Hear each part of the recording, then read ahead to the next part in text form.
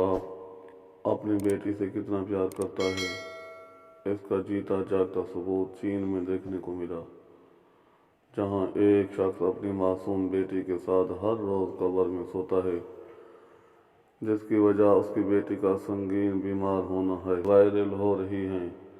ये शख्स हर रोज अपनी बेटी के साथ कब्र में सोता है और उसको खुश करने के लिए कब्र ही में खेलता है। उसके पीछे की वजह जानकर आपकी आंखें भी नम हो जाएंगी। दरअसल चीन के सिचुआन सूबा में झांग लेंग नाम का एक शख्स अपनी बेटी के साथ कब्र में सोता है। जब उस शख्स से इस सिलसिले में पूछा गया तो उसने एक हैरान करने वाली बात बताई। उस शख्स ने बताया कि ये कब्र उसकी बेटी की है, जिसके साथ वह हर रोज कब्र में खेलता है।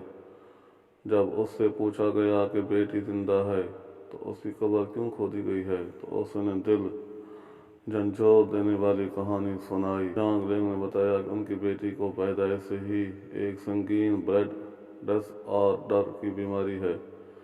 इस बीमारी के इलाज में झांग और उसका कुंबा लाखों रुपए खर्च कर चुका है, मगर उनकी बच्ची ठीक नहीं हो पा रही है।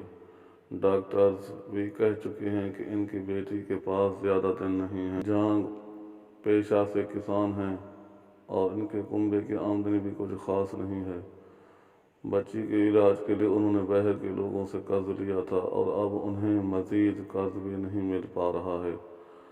ऐसे में हार कर झांग सब काम छोड़कर अपनी बच्ची के साथ वक्त गुजार रहे हैं। बच्ची के साथ कब्र में खेलना और सोना भी वो सब कुछ अपनी बच्ची के लिए ही कर रहे हैं। वो अपनी बच्ची को खुश देखना चाहते हैं। उन्होंने अपने खेत में ही बच्ची के लिए कब्र खोदी है।